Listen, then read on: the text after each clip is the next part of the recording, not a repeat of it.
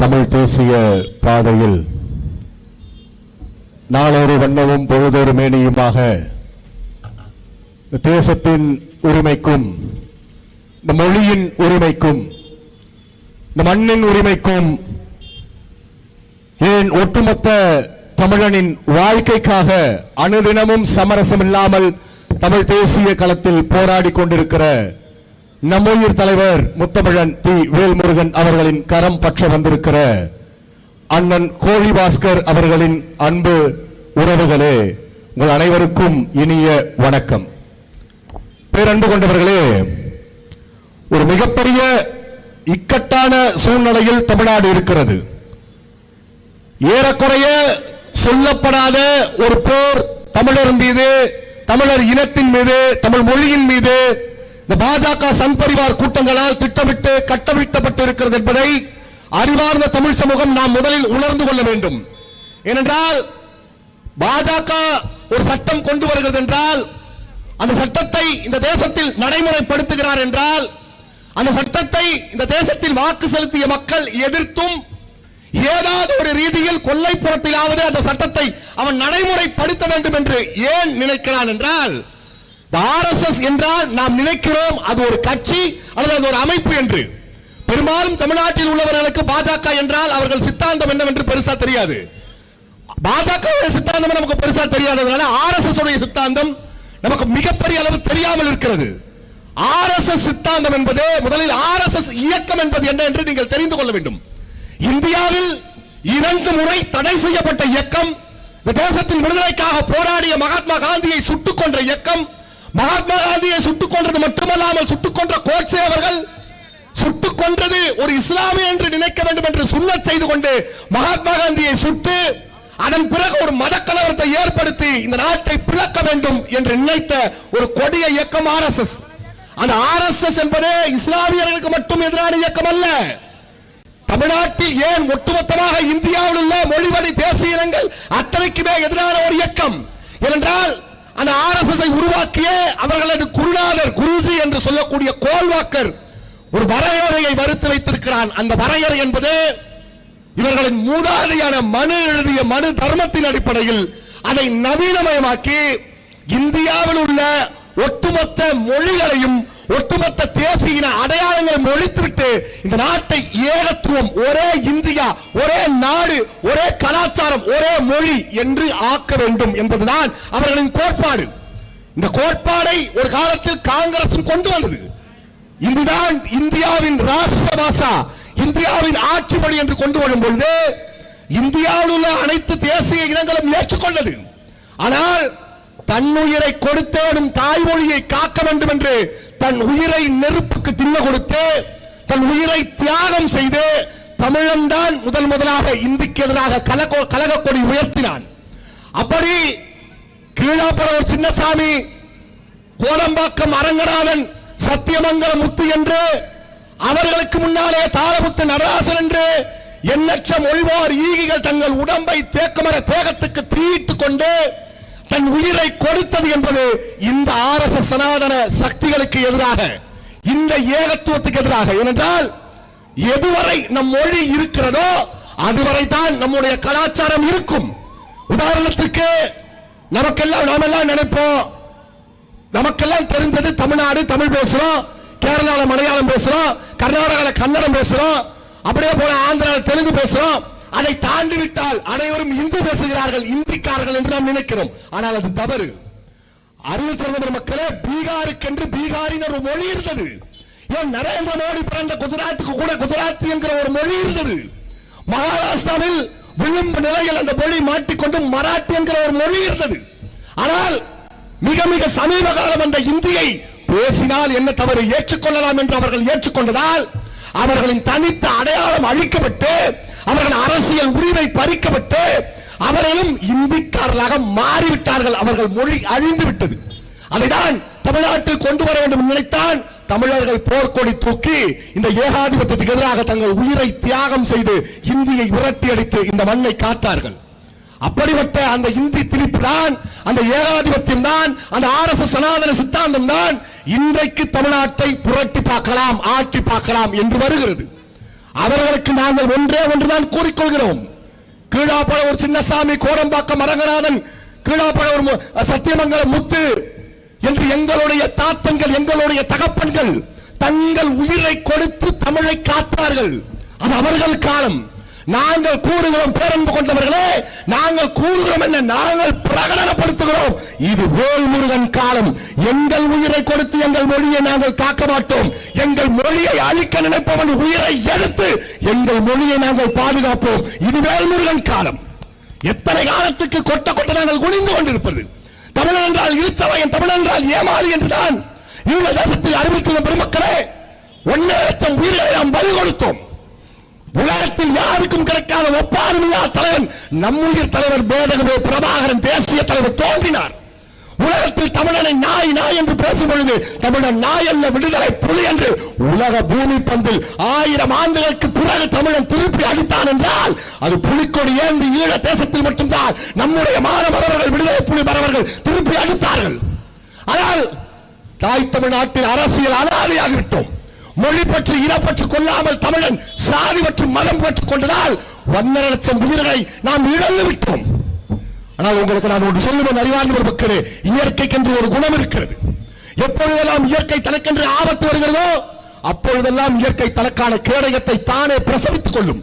அப்படித்தான் பேரன்பு கொண்ட மக்களே, தேசிய தலைவன் பிரபாகரன் என்கிற ஒரு பெருநெருப்பை தமிழ்த்தாய் 1000 ஆண்டுகள் தன் புண்பட்ட வயிற்றில் தவமிருந்து அந்த பெருநெருப்பை பெற்றெடுத்தால் பிரபாகரன் என்கிற பெருநெருப்பு. அந்த பெருநெருப்பு 2009க்கு பிறகு புலிகளுடைய ஆயுத போராட்டம் மௌனித்த பிறகு திக்கற்று திசையற்று நின்றோம் தமிழர்கள். நாங்கள் சினிமாக்காரன் கூட்டாடி கதை சொன்னவன் பின்னால் எல்லாம் சென்று தாயை இழந்த ஒரு குழந்தை எப்படி யாரை பிடித்தால் கரை சேருவோம் என்று அழுது திரிந்ததோ அப்படி இந்த தமிழினத்தின் இளைஞர்கள் யாரை பிடித்தால் கரம் சேருவோம் என்று அழுது புலம்பிய இந்த இளைஞர்களுக்கு சாக்லேட் காட்டி, பிஸ்கெட்டை காட்டி வாழ்க்கையை பறித்த மாப்பியா கூட்டங்களுக்கு பின்னால் நின்றோம். நாங்கள் நொந்து நடுத்தருவில் நின்றோம். இயற்கை என்னை கைவிட்டு விட்டாலோ என்று. ஆனால் உங்களுக்கு தெரியுமா அறிவார்ந்த பெருமக்களே, இயற்கைக்கும் தமிழுக்கும் ஒரு சம்பந்தம் இருக்கிறது. உலக பூமி பந்தில் மனிதன் தோன்றி அவன் வாயிலிருந்து வந்த முதல் மொழி எதுவென்றால் நாம் பேசுகிற இந்த அன்னை தமிழ் மொழி. ஏனென்றால் தமிழ் மொழி ஓசையிலிருந்து பிறந்தது. இது எல்லாம் ஒரு காலத்தில் காடுகளுக்குள் ஓசையாக இருந்தது. அதை உயிர் மொழியாக கொண்டு அதை தாய்மொழியாக நம் தமிழ் மொழி வளர்த்து வந்தது. அந்த தமிழன்னை, இயற்கை பிரசவித்த இந்த தமிழன்னை அவள் கூறினாள், கலங்காதே மகனே, கலங்காதே, நம் இனத்திற்கு ஒரு கேடென்றால் நான் எனக்கான கேடயத்தை பிரசவிப்பேன். இதோ எனது மகன் வேல்முருகனை உங்கள் கரங்களில் தருகிறேன். அவன் கரங்களை பிடித்து நீ போராடு, இந்த இடம் வெல்லும் என்று தமிழ்த்தாய் கொடுத்தால் நம்முடைய தலைவர் அண்ணன் வேல்முருகனை. ஒரு அருமையான இடம். இந்த இடத்தை அண்ணன் கோழி பாஸ்கர் அவர்களும் அண்ணன் யுவராஜ் அவர்களும் ஐயா தலைமை செயலாளர் ஐயா கடலூர் கண்ணன் அவர்களும் ஒரு சரியான இடத்தை தேர்வு செய்திருக்கிறார்கள். ஆம், இயற்கை இந்த இடத்தை நமக்கு சாட்சியாக சொல்லுகிறது. இன்றைக்கு RSS சங்பரிவார் கூட்டம் எப்படியாவது தமிழினத்தை அழித்துவிட வேண்டும் என்று நினைத்தான். உங்களுக்கெல்லாம் தெரியும் அல்லவா அறிவார்ந்த மக்கள், உலகத்திலேயே ஒரு மொழிக்கென்று ஒரு இறைவன் இருக்கிறான் என்றால் தமிழ் மொழியின் இறைவன் நம்முடைய இறைவன் முருகன். அந்த முருகன் யார் என்று சங்க இலக்கியங்கள் கூறுகிறது தெரியுமா? அந்த முருகன் என்பவன் கொற்றவையின் மைந்தன் என்று சங்க இலக்கியம் கூறுகிறது. அந்த முருகன் கொற்றவையின் மைந்தன். கொற்றவை யார்? காளி, அவள்தான் கொற்றவை. இந்த பகுதியில் இதோ மேடைக்கு பின்னால் சக்தி காளி என்று ஒரு காளி கொற்றவை வீற்றிருக்கிறார். அவன் மேடைக்கு முன்னால் இன்னொரு காளி வீற்றிருக்கிறாள். அவள் என்ன கூறுகிறாள்? இந்த காளி என்ன, இந்த கொற்றவை என்ன கூறுகிறாள் தெரியுமா?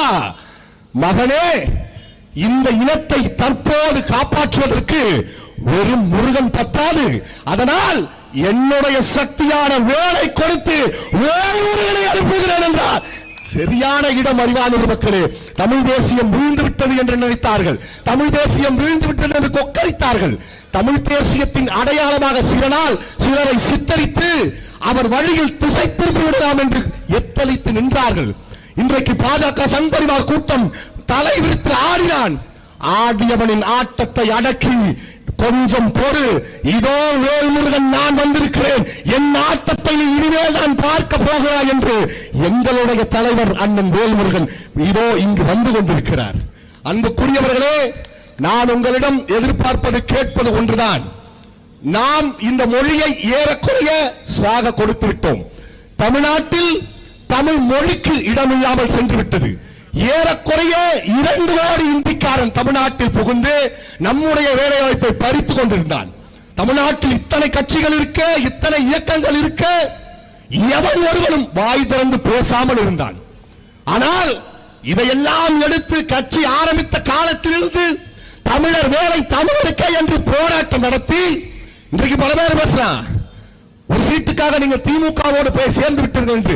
அறிவு கட்ட முட்டாள்களே, கட்சி தொடங்கி 2016 தனியாக தேர்தல் களத்தை சந்தித்தது தமிழக வாழ்வுரிமை கட்சி. தமிழர் வேலை தமிழருக்கே என்கிற முழக்கத்தை வைத்து இதை புரிந்து கொள்ளுகிற அறவெட்டாடு முண்டங்களே, 2016 அன்றைக்கு போட்டியிட்ட மிகப்பெரிய தலைவர்கள் விஜயகாந்த் உட்பட, ஐயா அன்புமணி ராமதாஸ் உட்பட, சீமான் உட்பட அனைவருக்கும் டெபாசிட் போச்சு, கட்டுத்தொகை இழந்தார்கள். ஆனால் போட்டியிட்டதில் கட்டுத்தொகையை பெற்று மக்களின் மனங்களை வென்றெடுத்த ஒரே தலைவர் எங்களுடைய தலைவர் அண்ணன் வேல்முருகன்.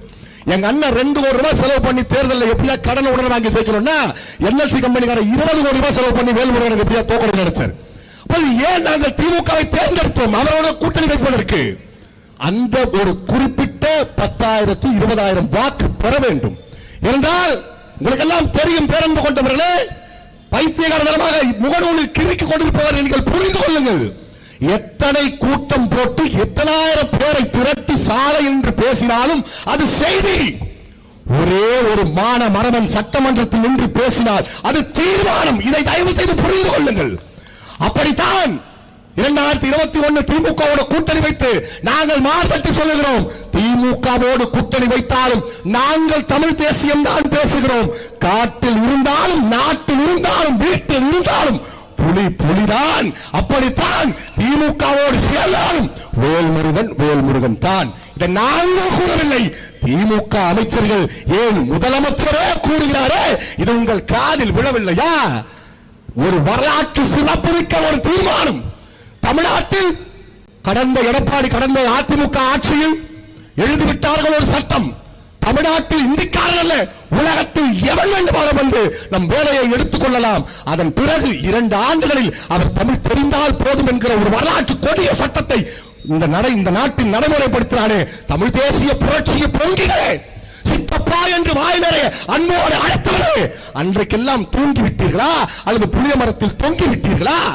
அதையெல்லாம் எதிர்த்து போராடி சட்டமன்றத்துக்கு சென்று அந்த மானம் கெட்ட கேவல கட்ட தீர்மானத்தை திரும்ப பெற வைத்து இந்த திராவிட முன்னேற்ற கழக அரசாங்கத்தால் இனி தாய்நாட்டில் தமிழ் மொழியில் படித்த தமிழனுக்குத்தான் வேலை என்கிற சட்டத்தை பெற்றுக் கொடுத்த தமிழ் பேசிய புரட்சியாளர் எங்கள் உயிரண்ணன் வேல்முருகன். நாங்க கெத்தா நெஞ்ச தட்டி மாற தட்டி நாங்கள் சொல்லுவோம், எங்களுடைய தலைவர் அண்ணன் வேல்முருகன் தான் தமிழ் தேசியத்தை வழிநடத்துகிறார். இதுவரை வழிநடத்தினார், இப்பொழுதும் வழிநடத்துகிறார், இனியும் வழிநடத்துவார். திமுகவை எதிர்த்துதான் தமிழ் தேசியமா? அப்ப அதிமுக இத்தனை வருஷமா தமிழ் தேசியம் தான் பேசியிருக்குது. காங்கிரஸ் எதிர்த்துதான் தமிழ் தேசியமா? அப்ப பாஜக இத்தனை வருஷமா தமிழ் தேசியம் தான் பேசுது. அரசியல் நிலைப்பாடுகளில் தத்துவத்தை ஒருபோதும் தீர்மானிக்க முடியாது என்பதை தயவு செய்து அறிவில் குருடர்களை நீங்கள் புரிந்து கொள்ளுங்கள்.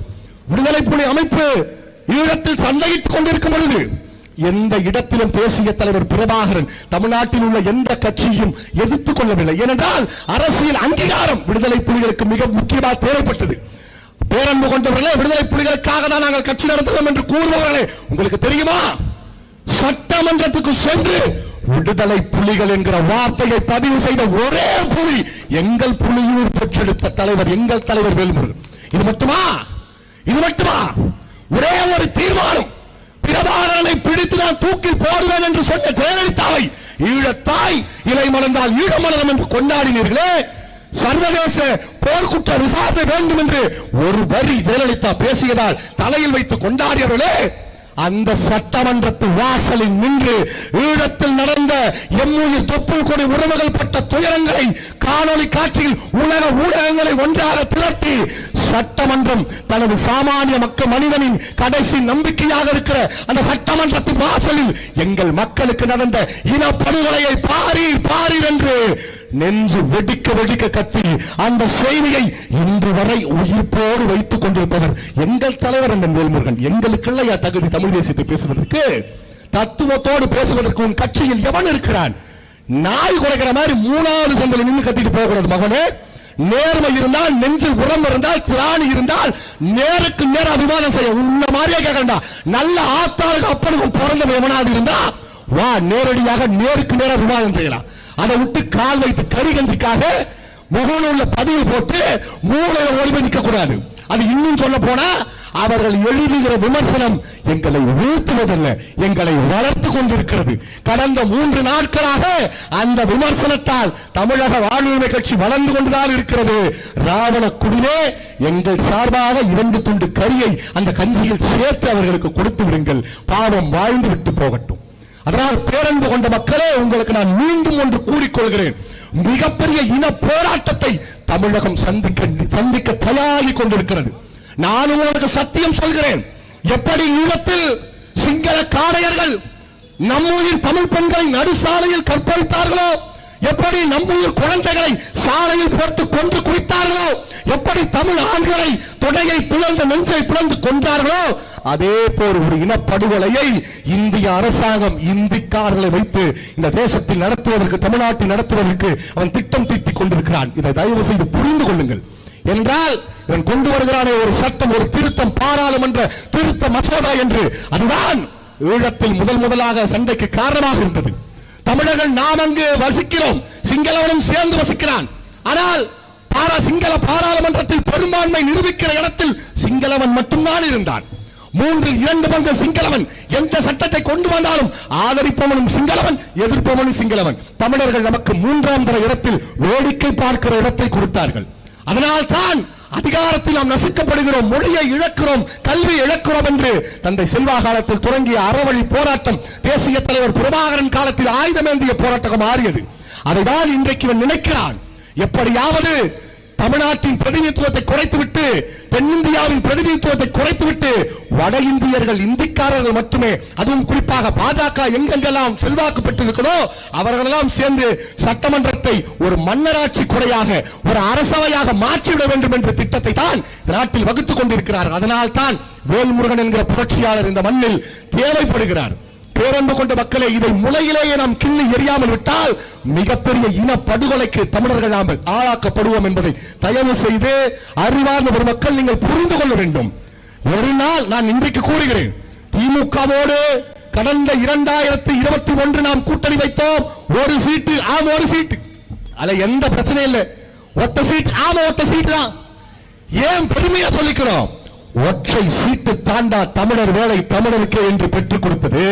12 மணி நேர வேலை சட்டம் கொண்டு வரும்போது ஒற்றை சீட்டு தாண்டா அதை தடுத்து நிறுத்தியது. தமிழ்நாட்டில் உள்ள எண்ணற்ற அயோக்கியதனங்களுக்கும் எண்ணற்ற கொடிய சட்டங்களுக்கும் எதிர்த்து எடப்பாடி பழனிசாமி தான் எதிர்க்கட்சி தலைவர் என்பதே மறந்துவிட்டு வீட்டில் தூங்கிக் கொண்டிருக்கும் பொழுது பண்ருட்டியில் வெற்றி பெற்ற அந்த ஒற்றை சீட்டு தாண்டா தமிழகத்தில் சும்மா சுழட்டி அடித்துக் கொண்டிருக்கிறது. அதனால் நாங்கள் பெருமையாக சொல்லுகிறோம், ஒற்றை சீட்டு ஆம், ஒற்றை சீட்டு. நீ யோசிச்சு பாரு, ஒரு சீட்டு நம்ம அண்ணன் வேல்முருகன் 2021 வென்று சட்டமன்றத்துக்கு சென்று முதலமைச்சர் அவர்களே முக்கிய அமைச்சரிடம் தயவு செய்து வேல்முருகனை பொறுமையாக பேச சொல்லுங்கள். உச்சபட்ச அதிகாரம் பெற்ற அப்பாவும் கூறுகிறார், வேல்முருகன் என்னை மிரட்டுகிறார் என்று. வேல்முருகனின் வார்த்தையை பார்த்து அவன் வாயிலிருந்து வருகிற அந்த வார்த்தை சபாநாயகர் அப்பாவுக்கு துவக்கிலிருந்து வருகிற புல்லட் போல இருந்திருக்கிறது. ஆனால் என்னை மிரட்டாது என்று கூறுகிறார்களே, நாங்கள் கூறுகிறோம், வருகிற 2026 சட்டமன்ற தேர்தலில் தமிழக வாழ்வுரிமை கட்சிதான் இந்த தேசத்தில் யார் ஆட்சி அதிகாரத்தில் அமர போகிறது என்பதை தீர்மானிக்க போகிறது. இது சத்தியம் நடக்கும். அதே போல் பேரன்பு கொண்டவர்களே, நம்முடைய தலைவர் அண்ணன் வேல்முருகன் கூறியது போல் 2031 தமிழக வாழ்வுரிமை கட்சி இந்த தேசத்தின் ஆட்சி அதிகாரத்தில், அரசியல் சாசனத்தில் ஆட்சி அதிகாரத்தில் இடம்பெறும், அமைச்சரவையில் இடம்பெறும். நம்முடைய தலைவர் அண்ணன் வேல்முருகன் கூறியிருக்கிறார்.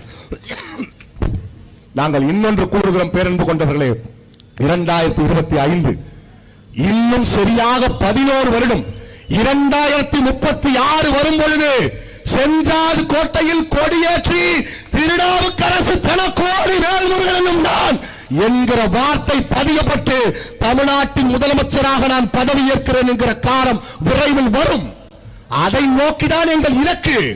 நாங்க சும்மா வந்தோட நாளைக்கே முதலமைச்சராக நாங்கள் தனி அனுப்போம் என்று சொல்லி வந்தவர் வாழ்க்கையை வீணடிக்கிற பழக்கம் எங்கள் தலைவருக்கு கிடையாது. அடிச்சா சரியா அடிக்கணும், காத்துல கம்பு சுத்தக்கூடாது. எதிரியை நேரடியாக எங்கு அடித்தால், எப்படி அடித்தால் எதிரி வீழ்வானோ அப்படி அடிக்கணும். அதுதான் அடி. அதை விட்டுட்டு காத்துல கத்தி சுத்திட்டு கம்பு சுத்திக்கிட்டு எத்தனை நாள் யார் மேல படுது? யார் மேலும் படாது. 8.5%, 8.2% வாக்கு வாங்கி யாருக்கு பயன்? யாருக்குமே பயன் கிடையாது. அப்படி காத்து கட்டி சுத்துவது கிடையாது. சரியாக நேராக பாய்ந்து பண்ணி எதிரியை அடிக்கணும். அந்த அடியைத்தான் தமிழக வாழ்வுரிமை கட்சியின் தலைவர் செய்து கொண்டிருக்கிறார். புலி பின்னால் வருகிறது, உரும்பல் முன்னால் வந்து கொண்டிருக்கிறது.